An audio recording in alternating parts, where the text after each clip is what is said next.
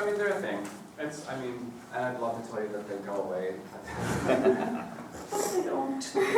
One of the things that we learn to do, the more seasoned performer that we become, is to kind of channel them and be able to focus very specifically on what we're doing, as opposed to all the, what I call the noise, which is all of this out there, you know, and all of the things that we're thinking.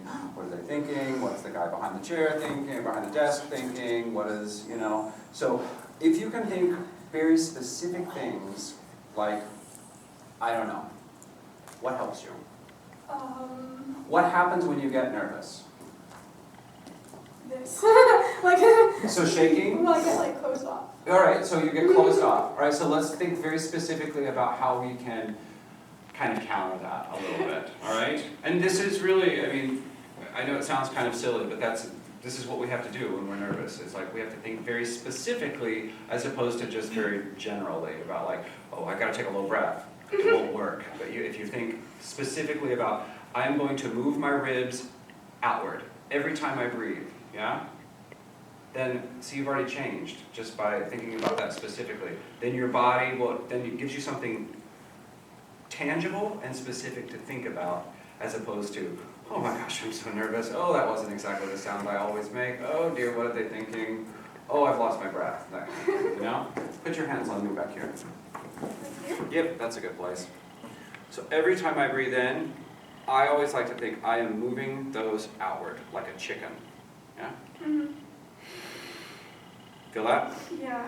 Yep. So when I'm freaked out and nervous, because I still get that way. Every time I perform, I'm like, what am I doing? I think I'm going to keep my body out. Every breath that I take, I go, move your ribs. Move your ribs, kid. And I move my ribs.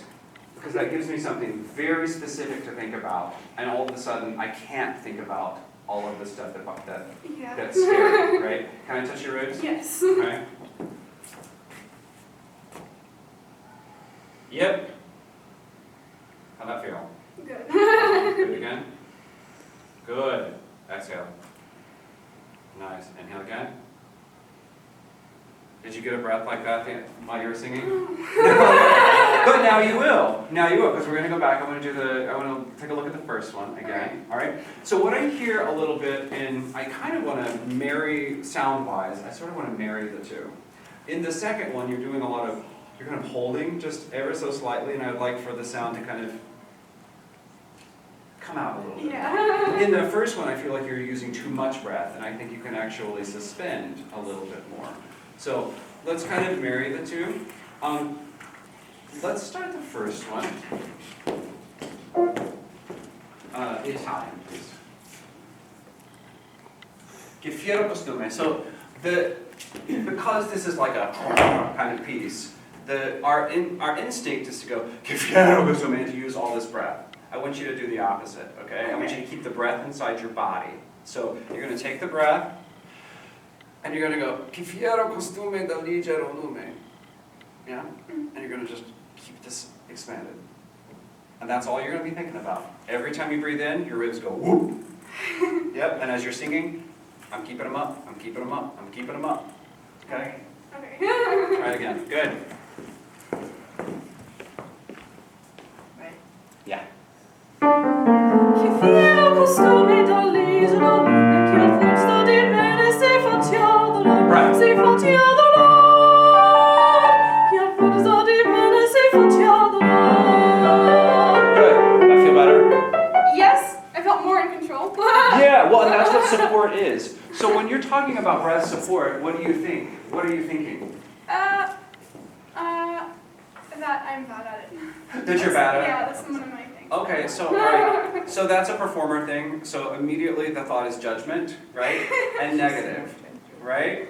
I do a lot of performance psychology stuff with students because it's like we're so mean to ourselves as performers. We're like, oh, I'm bad. Right? You're great. Your voice is beautiful. Enjoy it. Yeah. So give me something specific that you think about breath support. So you take a breath in, you get your body up, and then what do? Try to control it. Like, I mean, when I'm singing loud, it comes out a lot, Mm-hmm. like, more Mm-hmm. forcefully, I guess. Mm-hmm. And then I'm better with handling when I'm Okay, so let me give you something specific to think about. Instead of thinking about the sound itself, I want you just to think about the body. So here's what breath support is. Once I establish my big singer breath, what I want to do is I want to maintain it. I want to maintain that position for as long as I possibly can. So I want to resist the deflate of my body so that I keep the air inside my body, so it's sort of streamlined air. It's like if I take a balloon, I blow it up, right? Bad breath support is the balloon flies off. Good breath support is right? Yeah. And for my body, in order to do that, I've got to be thinking this way, this way, this way, this way, this way, this way, this way, and just a little bit of air is coming out. We get this idea that as singers, we've got to use all this air to sing. If there were a baby in that parking lot, a little bitty baby in that parking lot, whose lungs are teeny, teeny, tiny, and it were singing, let's say it's singing, I guarantee you we could hear it in here, yeah?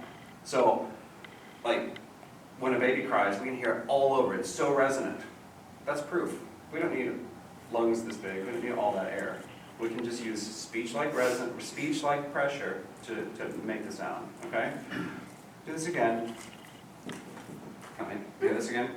Great. I want you to resist me pushing on you, okay? Inhale. Che fiero costume d'origine, che al forza dipende si facciano, si facciano, che al forza dipende si facciano. Good, and even there you don't have to push on it. Say, I can just keep it easy. Yeah? Yeah, really, really nice. Careful of your tongue, sometimes it will come back so slightly. And it's- Yeah. Yeah. Problem forever. It's a look. We all have a checklist of the things that we have to always, kind of address. And as you advance and as you get older, the checklist switches. It's like, oh, now I have to think about this. Pianists, I mean, it's the same thing, right? It's like, okay, my fourth finger. I've got to, really pay attention to my fourth finger, and then maybe it's something else a little bit later. Yeah, it's beautiful. I like the natural resonance that you get in your speech, and I would love to hear that come even more into your singing. Yeah, beautiful. Careful of the counting on